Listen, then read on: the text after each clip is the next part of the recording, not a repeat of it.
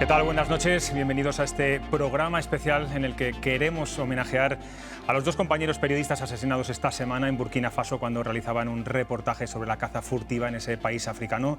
Los cuerpos de Roberto Fraile, compañero de la 8 de Salamanca, y de David Beriaín han llegado esta mañana a la base de Torrejón de Ardoz, en Madrid. Allí han sido recibidos con honores y el Gobierno les impondrá la medalla de oro al mérito civil a título póstumo. Se siguen investigando a los autores de estos terribles asesinatos. En unos minutos vamos a ofrecerles el documental Los ojos de la guerra, donde a través de los testimonios de varios reporteros en zonas de conflictos bélicos nos cuentan la complejidad y también la necesidad de contar la verdad de lo que ocurre en muchos lugares oscuros, a sabiendas muchas veces de que están muy cerca de la muerte. Afganistán, Sarajevo, Irak y el Congo son los lugares elegidos. Un documental en el que Roberto Fraile es el director de fotografía y David es uno de los principales protagonistas. Y tenemos aquí en el plató a 4 invitados que son parte importante de este trabajo y también parte fundamental de las vidas de ambos compañeros asesinados. De hecho, hoy 3 de ellos han asistido a ese recibimiento de los restos mortales en Madrid. Es un día muy duro para todos ellos y por eso agradezco aún más su presencia aquí. Roberto Lozano, director y guionista de este documental. Buenas noches. Buenas noches. Bueno, los que estamos aquí somos periodistas, sabemos o intuimos qué es el periodismo en zonas de conflicto, en zonas de guerra. Pero ¿con qué ojos tienen que ver los telespectadores este documental que vamos a ver a continuación y bueno, qué se van a encontrar?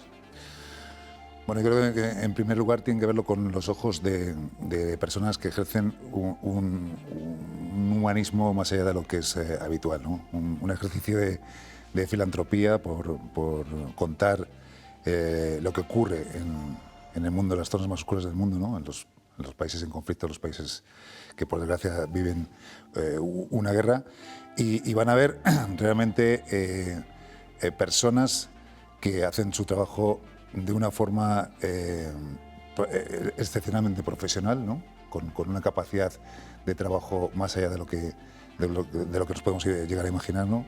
Y no quiero avanzar mucho porque quiero que el espectador tenga su propia reflexión al final de la película, ¿no? Que es lo importante. A mi derecha está Sergio Caro, periodista de guerra, amigo y compañero de David y de Roberto. Bueno, David y tú no erais un poco reacios, ¿no?, a participar en este documental, pero luego una vez que lo hiciste, digamos que obró el milagro y obró sobre todo también una gran amistad entre los 4. Pues sí, la verdad es que al principio teníamos bastante miedo, ¿no?, de salir en el otro lado. Roberto, de hecho, no hubiera salido nunca. Y luego cuando estuvimos con ellos, al final acabamos siendo pareja y bueno, dando vueltas por todos lados. Lidia Marcos es la jefa de informativos de la 8, es compañera nuestra de esta casa y durante 20 años fue la pareja de Roberto Fraile, con el que tiene 2 hijos. Lidia, me decías que desde el pasado martes no paráis de recibir muestras de apoyo, de cariño, de periodistas, de compañeros, de la gente en general. La verdad es que sabíamos, tanto los niños como la familia, como yo, que Roberto es que es, bueno, igual que David, es que son unas personas tan especiales. Sabíamos que la gente le quería muchísimo, que valoraba muchísimo su trabajo y sobre todo a ellos como personas, pero me ha sorprendido, aún así, me ha sorprendido cuánto le querían. No llegaba, o sea, yo sabía que le querían mucho y le admiraban y que era muy especial para mucha gente, pero no pensaba que tan especial. No me lo podía imaginar, o sea, estamos todos como abrumados, no podíamos. Quería decir sí, que Sergio, que le ha dicho antes Sergio, que le costó, a Robert le costó muchísimo, pero era su ilusión. Es cuando se conocieron. Me acuerdo por las noches que leía cosas de David y veía tus fotografías, tus imágenes, y era como tengo que conseguir a estos tipos, decía él, les tengo que conseguir, tengo que hacer algo con ellos. Perdona que la cortaría. A ver, yo quiero decir, porque hay que ser consecuentes, la idea de la película inicialmente fue de Roberto. O sea, porque les conocía a ellos y estaba como... Claro, o sea, él me propuso a mí, él me dijo, me vino un día y me dijo, vamos a hacer... De hecho, en los títulos de crédito lo pone Diario Original de... Exactamente. Yo quiero muchas reconocerlo. noches pasaba contándome la idea y yo decía, bueno, pues si te parecen buenos, pues inténtalo. Él vino un día y me dijo, quiero hacer un reportaje sobre bloggers de guerra, ¿no? O sea, gente que escribía, eran los inicios de los blogs, que escribía sobre reporteros de guerra, ¿no? Y le dije, no, vamos a hacer una película documental. Entonces se me quedó mirando así como diciendo, ¿qué me estás contando, no? Y claro, bueno, pues era una película independiente, con un presupuesto muy limitado y tal, y lo lanzamos adelante, ¿no? O sea, pero realmente el embrión, la primera idea, la primera persona que tal fue, sí, fue Roberto. Fue Roberto. Por último, Óscar Mijallo, él es corresponsal de Televisión Española, lo ha sido en Oriente Próximo. Él, bueno, pues también es de esta tierra, de San Pedro, de Ávila. Ha escrito un libro hace muy poquito, El médico de Mosul, que tengo aquí en mis manos. Quería preguntarte, Óscar, estas muertes, en este caso asesinatos, ¿devuelven el reconocimiento bueno, pues a una profesión de riesgo como es la del corresponsal de guerra, que a veces tenemos muy olvidada? Bueno, yo creo que la verdad es que es la peor de las noticias que se puede dar, ¿no? El fallecimiento de algunos compañeros y lo que pasa es que realmente es tan mala que es una pena que tenga que pasar esto, pues precisamente para que se reconozca el trabajo de esta gente, especialmente cuando se va a sitios que no están en primera línea informativa a contar problemáticas que son realmente terribles, como puede ser esto, lo de la caza furtiva, la situación en África. Entonces, pues, ¿lo devuelven ya? Pues, sí, pero ¿realmente merece la pena? Yo creo que esa es la pregunta, ¿no? Esa es la pregunta. Bueno, pues con ellos abriremos un coloquio después de ver este gran trabajo, un documental realista y duro, que estoy seguro de que les va a hacer reflexionar, como decía Roberto. También tendremos la visión de otros compañeros que se han cruzado en la vida y en las guerras con Roberto y David. Vamos ya a ver Los ojos de la guerra, en el que también ha participado esta casa, Castilla y León Televisión.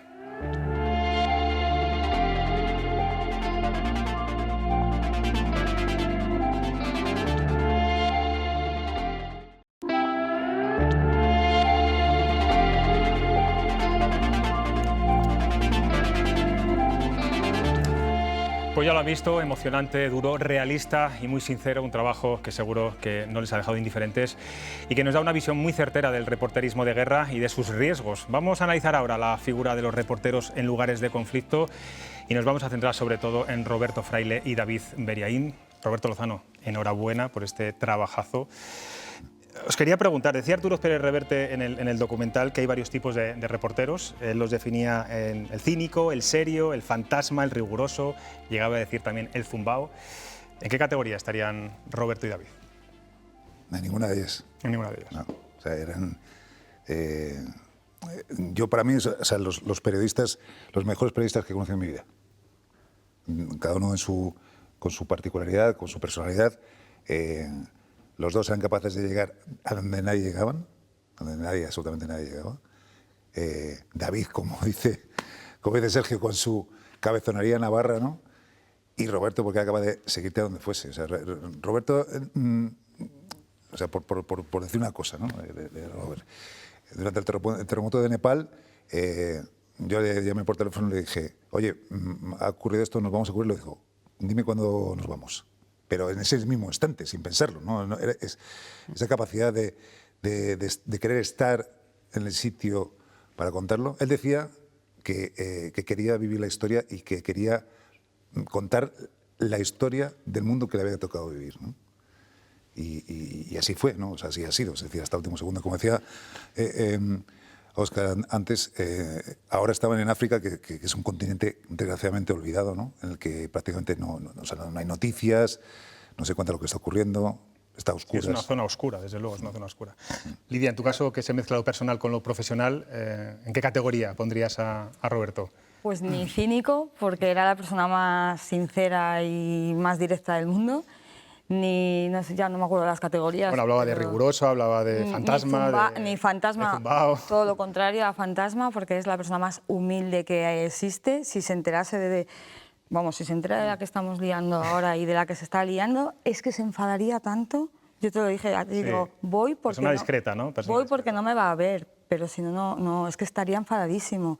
Entonces no entraría ninguna, porque hay gente que dice, pues esta gente está zumbada por hacer esto. No, ellos eran personas muy, muy responsables, sabían a lo que iban y no cometían ninguna cosa que ellos supieran que no se podía hacer. Entonces no está en esa categoría. Ninguna de esas categorías de Pérez Reverte.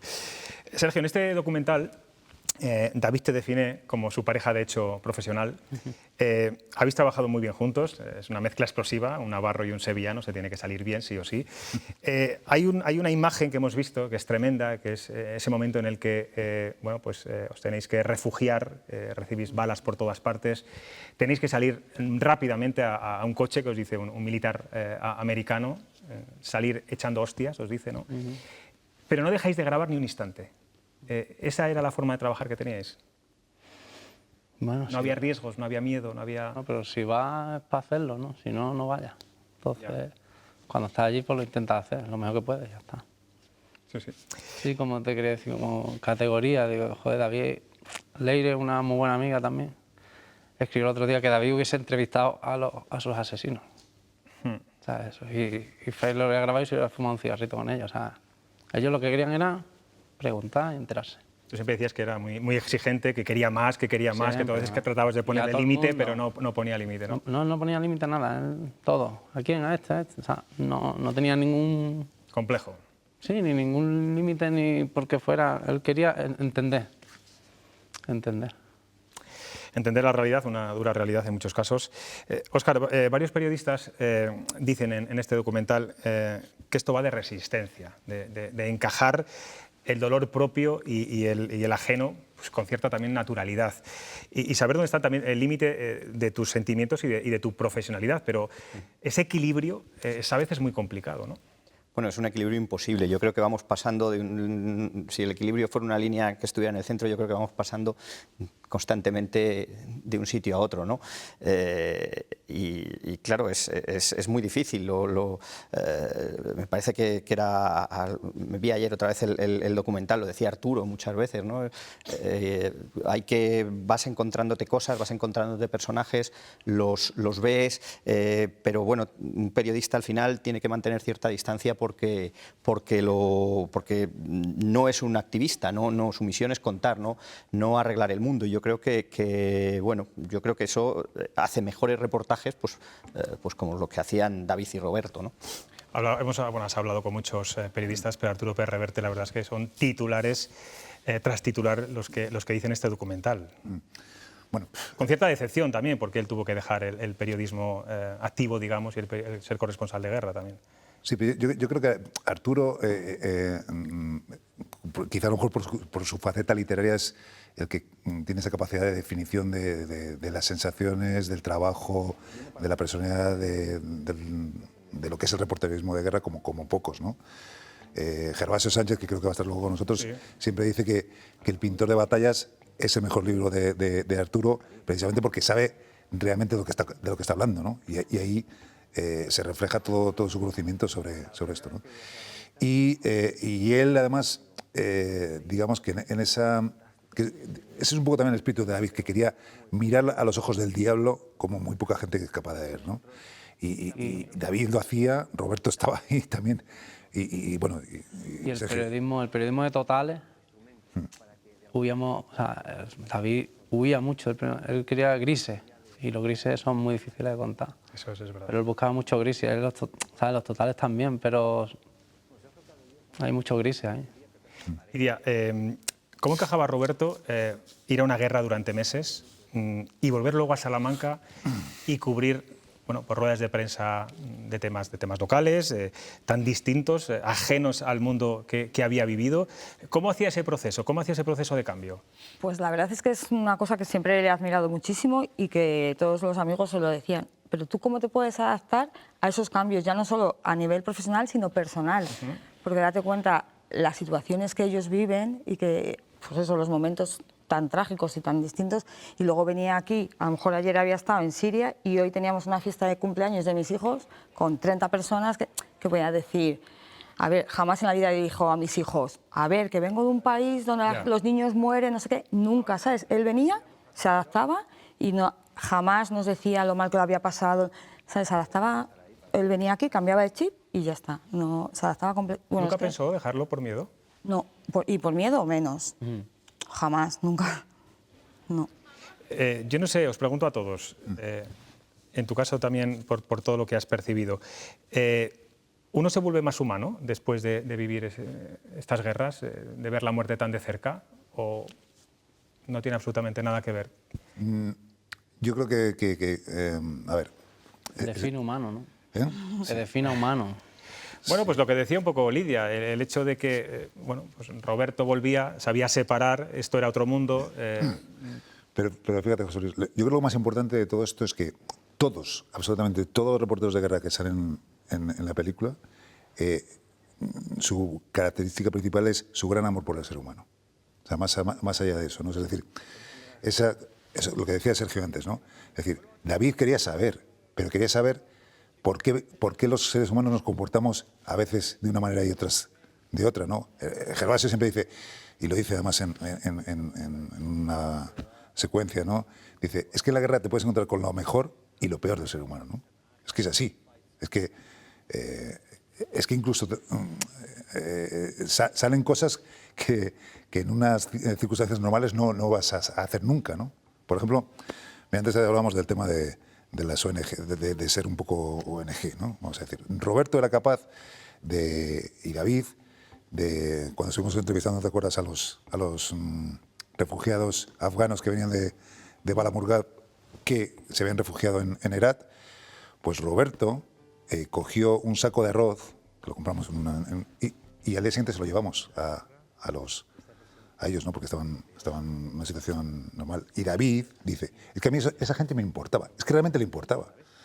Que además era muy bonito porque decía, es que yo pregunto cosas que a lo mejor luego no van a salir en eso, pero las pregunto por interés personal. Por interés. Entonces, eso, o sea, es que el que estaba siendo entrevistado por David se daba cuenta de que le preguntaba por interés de verdad, no por rellenar un espacio, ¿no?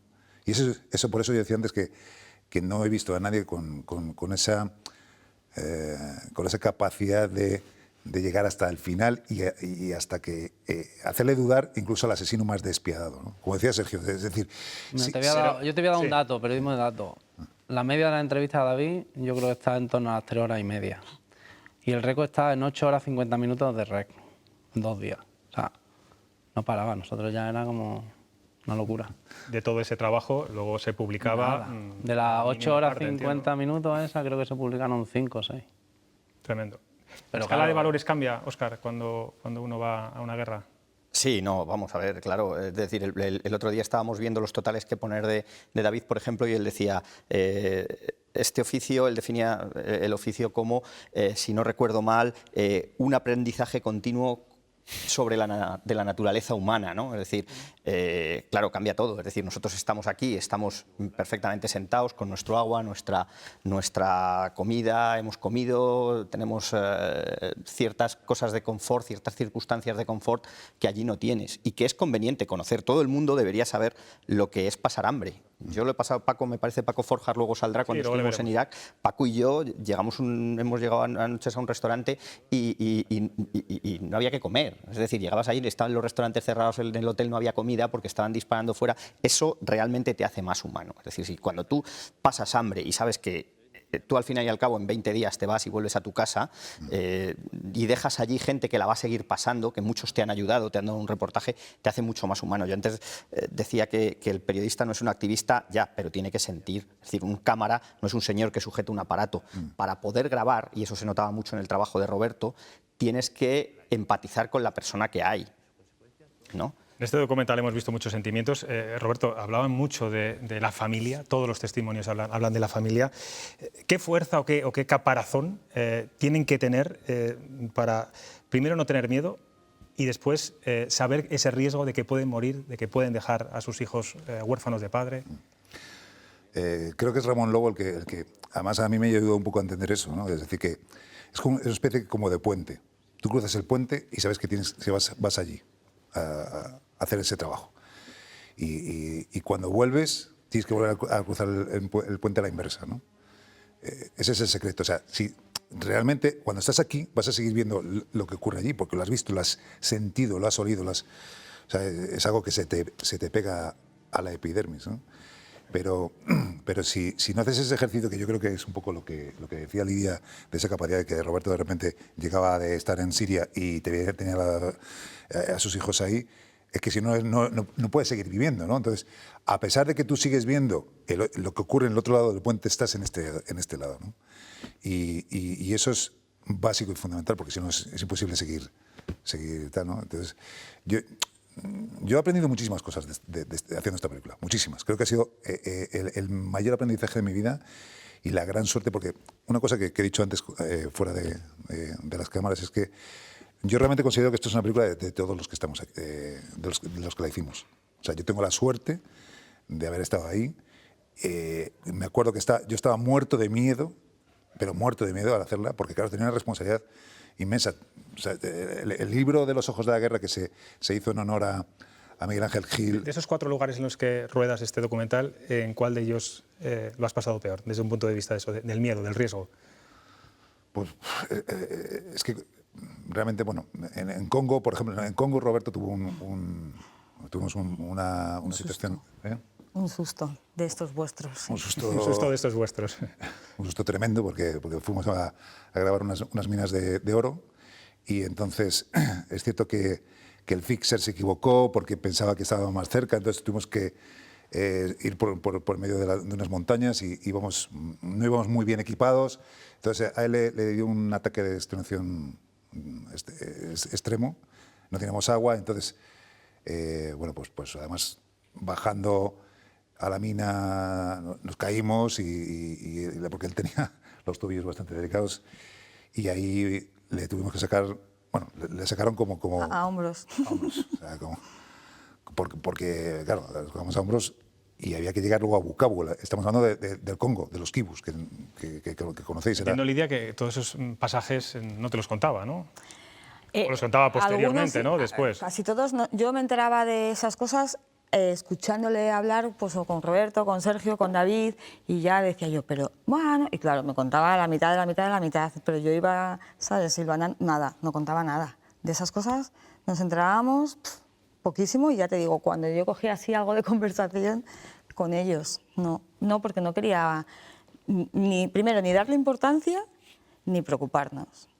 Sergio, ¿cuál es el momento más complicado que has vivido? No sé si ese momento que hacía antes yo referencia o ha habido algunos peores. Ese, ¿no? No, este. Ah, este. Bueno, esto es otra guerra. Esta es otra guerra, desde luego. Bueno, pues con otro compañero que ha querido estar en este homenaje, también es Gervasio Sánchez, al que aludíamos antes, y que, como veíamos en el documental, retrató con su cámara la crudeza y el horror de la guerra de los Balcanes y también la posguerra. Nos escucha desde Zaragoza. Buenas noches, Gervasio, o San Gervasio, como te llama Pérez Reverte en este documental.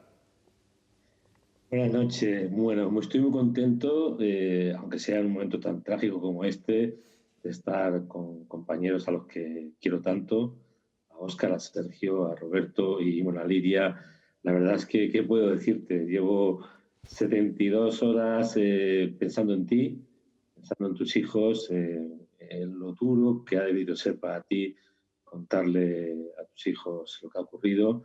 El martes, que iba a ser uno de mis días más felices, porque en el Festival de San Sebastián de Derechos Humanos se presentaba álbum de posguerra y un documental que nos llegaba a Movistar Plus. Me levanté temprano para hacer publicidad y relajarme bien todo el día. Y desde las 7 de la mañana, que me enteré de que ambos habían sido secuestrados el día anterior, hasta las 2 de la tarde que tuve que llamar urgentemente a Roberto para decirle: acaban de salir los nombres, por favor, llama a Lidia, para evitar que los críos se enteren de una manera extraña de lo que ha pasado, ¿no? La verdad que gracias por invitarme a este programa, porque me siento, digamos, muy cercano a todo el dolor que sé que todas las personas que están presentes están en estos momentos intentando asimilar y de todo el desastre que ha ocurrido en Burkina Faso. Gervasio, ¿con qué te quedas de la imagen y el trabajo de David y de Roberto?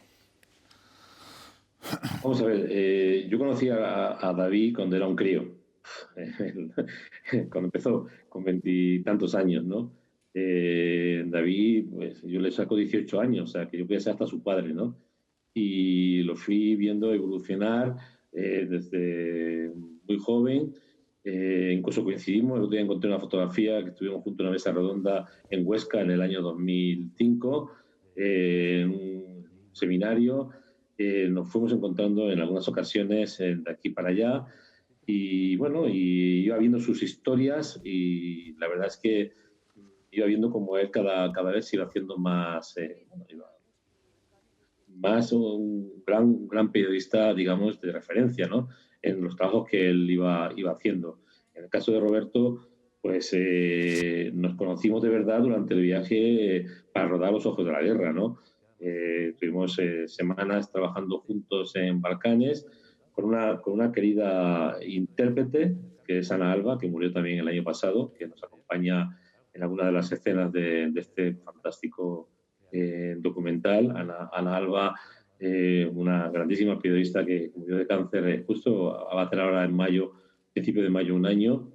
Y bueno, y el hecho de coincidir con los dos Roberto Lozano y Roberto Fraile en este documental hizo que nos convirtiéramos casi en un equipo, ¿no? Todavía recuerdo la emoción que sentí cuando vi el documental en la Seminci, ¿no? En el Festival de Seminci en Valladolid. Me emocioné muchísimo. Menos mal que, como es largo, pues pude ir secándome las lágrimas sin que nadie me viera. Pero yo creo que Roberto Fraile era uno más de los protagonistas de este documental, igual que Sergio, ¿no?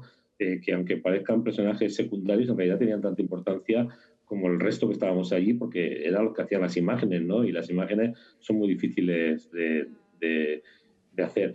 Recordar solamente que estas imágenes que vemos del funeral increíble son el 11 de julio del 2010, y yo en todas las conferencias que doy, en todas las charlas que doy, recuerdo esas imágenes. Hago siempre la misma pregunta. ¿Qué pasó el 11 de julio del 2010? Siempre hay el listo de turno, a los segundos, siempre hombre que dice, España ganó el Mundial de Fútbol. Y yo les digo, ¿y tú viste estas imágenes de 775 musulmanes y un católico siendo enterrados al mismo tiempo en Srebrenica, víctimas de una guerra que en aquel momento hacía 15 años que había concluido?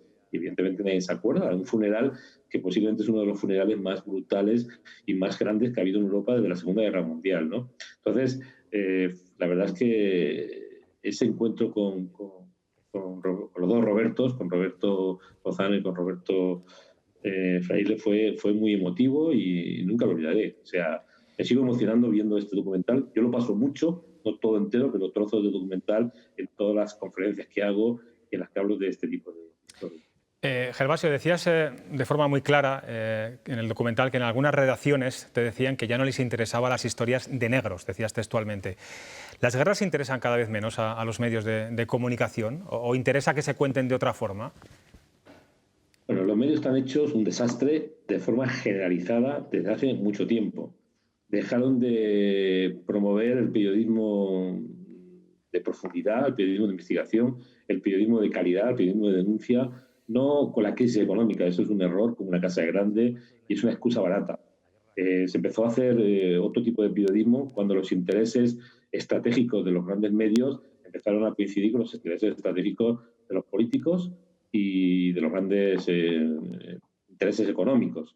Cuando ya no era necesario, era imposible, digamos, denunciar, porque no podías denunciar lo que ponían en el dinero en la tarta de la publicidad. Y esto ocurría cuanto más dinero se ganaba con el periodismo. Con lo cual, llevamos 20 años en una situación calamitosa, una pérdida de identidad del periodismo, que evidentemente hay personas, David y Roberto eran de ellos, Sergio también trabaja de esta manera, el propio Óscar ha intentado hacer un gran trabajo en televisión española y muchos otros más, pero en general el periodismo de conflicto hace mucho tiempo que no interesa y las cantidades que se pagan son vergonzosas. Yo estos días he escuchado a mucha gente hablar de los asesinatos de nuestros compañeros y he sentido vergüenza ajena, porque muchas de estas personas que han hablado son los que luego destruyen diariamente el periodismo sin, digamos, valorar con seriedad lo que está ocurriendo. No es el caso de Roberto y David, porque tenían detrás una productora y trabajaban para un canal importante, una plataforma importante,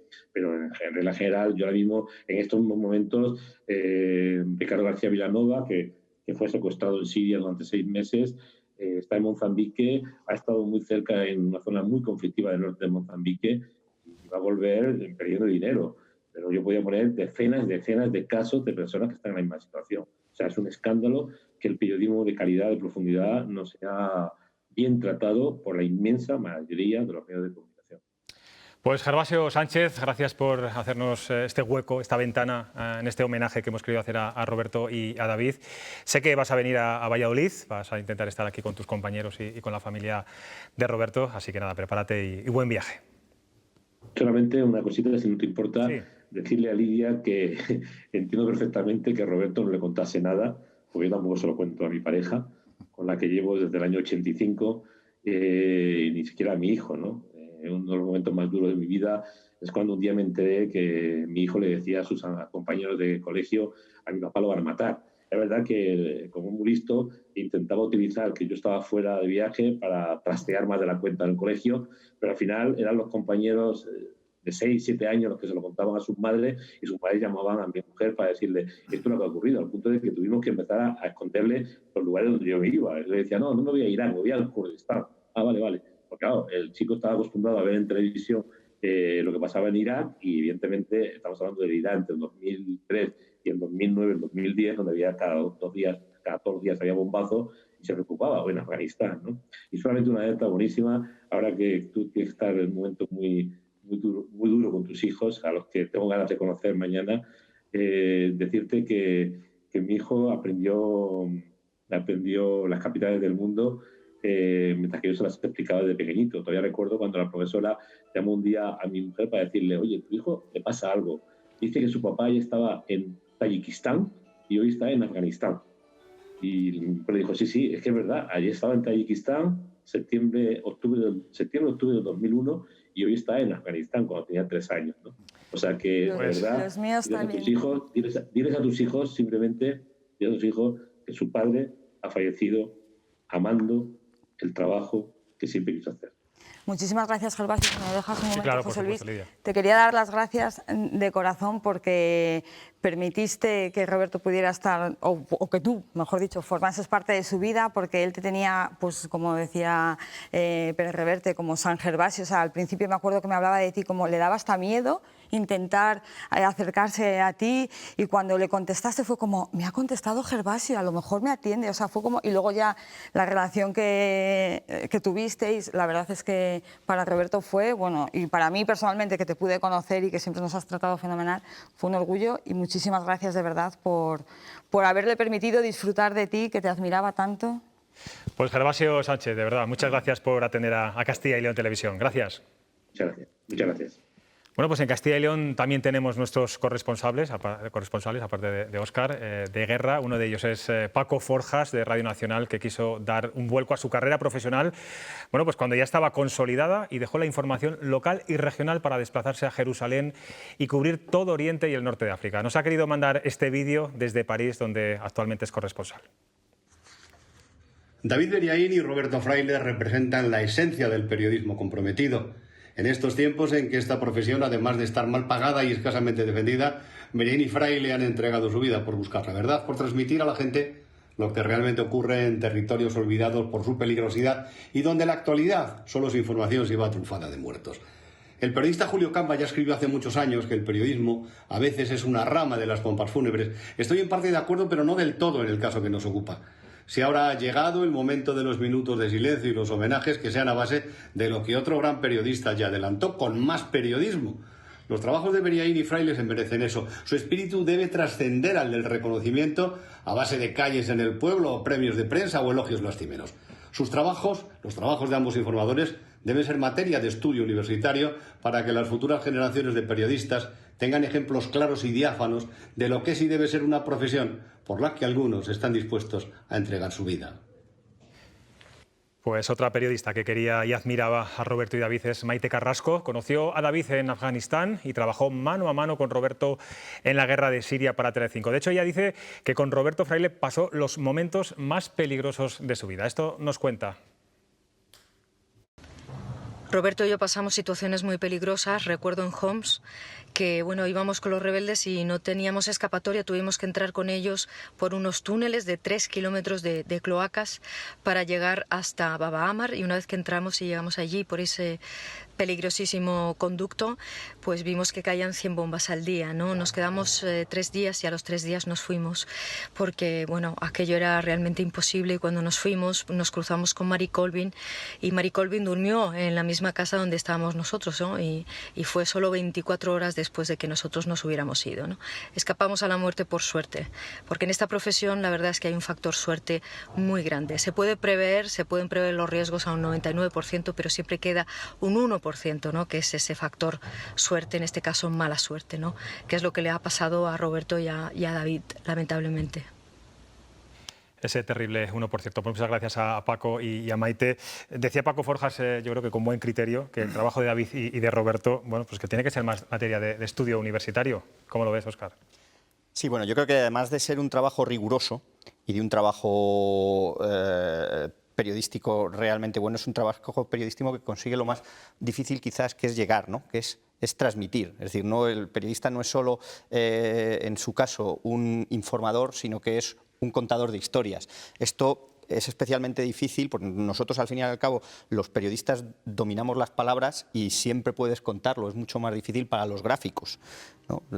Tú lo sabes que con la foto parece que es más fácil transmitir una sensación, pero no lo es. Es decir, yo para la hora de expresar la circunstancia de alguien con palabras, para mí es muy fácil, porque escribo y llego a los conceptos, pero reflejarlo en el caso de un cámara es mucho más difícil, ¿no? Porque es muy fácil caer en el mecanicismo. Entonces yo creo que es un trabajo que consigue no solo informar, sino transmitir, ¿no? No sé si eras tú, Sergio, o Gervasio, en el documental que hablabais de que una fotografía era la pequeña poesía, ¿no? Que es como una especie de poesía pequeña. Sí, sí. ¿Eras tú? Ah, bueno. creo que sí, pero bueno. Al fin y al cabo es eso, ¿no? Es eso, es un fragmento, una poesía, un haiku de eso, un cante flamenco, ya, y de ahí ya te imaginas. Por eso no es información, en realidad. O sea, puede desinformar mucho también una fotografía. Totalmente. Pérez Reverte, que como digo, son titulares lo que dice cada vez que habla. Él dice que dejó el periodismo cuando en el Golfo las televisiones solo buscaban directos, un directo y otro directo y otro directo, y no le permitían a él buscar la información bueno, pues más original o más propia. Y Rosa María Calaf también dice que se busca más el impacto de lo que importa. ¿Estamos en un momento de crisis del reporterismo? Sergio, tú que lo sigues viviendo y cada día estás ahí en el campo, en el terreno. Yo el reporterismo así periodístico ya hace mucho que me dejó, ¿sabes? Entonces ahora lo que hacemos son historias, como dice ayer, un poco más, intentamos que sean más complejas, más largas, ¿no? Eso no lo suelen hacer, pero ahora lo que es el reporterismo, lo que yo veo los compañeros lo que están haciendo, cada vez más rápido, o sea, lo quieren ya. Y lo quieren ya y lo quieren siempre. Que decía también. Y cada 5 minutos. Y entonces dice, yo es que no puedo buscar y mandar. O sea, o mando o busco, o hablo contigo o hablo con... Entonces no... Y bueno, cada vez hay menos gente sobre terreno y más coger lo que pueden y coger gente local, que está muy bien, ¿no? Que habla con su móvil, que esa información está bien, pero claro, sin ninguna contraste, pues no da tiempo ni a contrastar ni a nada. Hablábamos antes con Óscar. Súper inmediato, antes era inmediato, ahora es súper inmediato. Los móviles son a veces parte de la información que llega a muchas redacciones, ¿no? Vídeos de personas anónimas, bueno, el periodismo ciudadano también en guerras y en conflictos. El periodismo ciudadano, que es muy dado a la desinformación, porque tú no sabes quién te ha mandado ese vídeo, ni si es un activista o una persona que forma parte del conflicto o no. Y luego estamos en un momento de crisis que tiene una repercusión muy fuerte sobre la seguridad de los periodistas en el frente. En mi caso, que yo tengo detrás una empresa fuerte, se nota menos, pero en caso de gente que pueda ser freelance y no lleve ese dinero, como decía Miquel en el documental, hay freelance que bueno, tienen las necesidades cubiertas de primera, de segunda y de tercera que van como pueden. Eso es realmente peligroso para la seguridad de los informadores. Quizá no en este caso, porque ellos, como decís, iban una productora, pero si tú no tienes, por ejemplo, en Mosul, ir en un coche blindado era carísimo, es decir, un fixer cobraba 500 euros al día, es decir, o 1000. Entonces, eso, si tú tienes uno bueno y tienes un coche blindado, te puede salvar la vida. en el caso de un freelance que no tenga dinero, es determinante para su seguridad y su vida puede depender de ello. Y luego el riesgo del conocimiento que llega al mundo, ¿no? Hablaba Olga Rodríguez en el documental, decía que ahora se ve el mundo a través de dos agencias, fundamentalmente, y bueno, pues que eso al final genera pues que la información sea más uniforme, ¿no? Y no tenga esas especificidades distintas, ¿no?, de lo que puede hacer cada uno de los redactores. El periodismo ciudadano yo siempre lo he conocido por fuentes, son fuentes. No es periodismo ciudadano, son fuentes, y ahora alguien tiene que contrastarlas, escucharlas y comprobarlo, ¿no? Yo creo además que realmente, o sea, el reporterismo, lo dice Ahmed Rashid, uno de los periodistas que salen, está completamente en crisis, ¿no? Pero afortunadamente tenemos una posibilidad, y es que precisamente el cine documental, los documentalistas están contando lo que ocurre en el mundo de una forma que no se puede contar de otra manera, que es haciendo trabajos con un rigor grandísimo, que se llega hasta lo más milimétrico de las cosas, a pesar de que esos trabajos duren muchos años en producción, ¿no? Pero sí, incluso las grandes plataformas ahora, Netflix, Amazon Prime, ya las películas documentales están ocupando espacios que antes no lo ocupaban. Y que gracias al cine documental estamos conociendo lo que ocurre en el mundo, porque ya no se cuenta de una forma profunda, nada más que, como dice Rosa María Calaf, 2 minutos en un informativo. En 2 minutos tienes que tener una capacidad, como solo tenía gente como ella, precisamente como Rosa María Calaf, para contar una historia en 2 minutos. Sí, porque ella dice que lo que interesa es el impacto y que la gente no piense incluso. Claro, entonces, el cine documental está ocupando eso, ¿no? Es decir, tú coges Netflix y puedes ver, por ejemplo, The Cave, una película documental que cuenta lo que ocurrió en un hospital en Siria, ¿no?, que se grabó durante 1 año y medio. Eso es impensable hacerlo para un informativo, ¿no? Y yo estoy orgulloso precisamente de que los cineastas estemos en esa línea, ¿no? O sea, que haya ese interés, ¿no?, realmente porque yo creo que incluso además se está convirtiendo en una especie de servicio público, ¿no? Está ocupando el lugar, no sé si estaréis de acuerdo conmigo, que a lo mejor es un poco exagerado, ¿no? Pero el servicio público que era el reporterismo de guerra o el periodismo en general se está ocupando un poco con estos cineastas, o sea, con los documentalistas que nos cuentan lo que ocurre en África, lo que está ocurriendo en Latinoamérica, en Oriente Medio, en Afganistán, y donde ya no hay ni claro, pero es que los informativos tampoco pueden renunciar, o no deben renunciar a ese espacio. No, por supuesto. Los programas informativos, los magazines diarios, lo que ocurre es que, pues ahora mismo, si tú llenas 4 horas de televisión con 4 tertulianos y les das 200 euros a cada tertuliano, has llenado 4 horas con 800 euros. Y la prensa en papel también, desde luego. Y mandarnos a nosotros con mínimas medidas de seguridad a Afganistán, a Irak, es muchísimo más caro. Se nos acaba el tiempo, compañeros. Yo, para terminar, quería, si Lidia quiere contarnos algún aspecto que nos haya contado en este pequeño homenaje sobre Roberto y que quieras destacarlo, pues muchas cosas, me imagino, ¿no? Tendría tantísimas cosas que destacar. No sé, ya te digo que Sergio iba a decir, Roberto era una persona como muy seria, parecía muy seco, pero luego era muy amigo de sus amigos, quería muchísimo, muchísimo a la gente, es que es verdad, es que le encantaba su trabajo y disfrutaba mucho con los niños cuando estaba aquí. Pues cambiaba la cámara que llevabais para los documentales por otra cámara para hacer fotos para Instagram para sus niños, para que pudieran sus niños.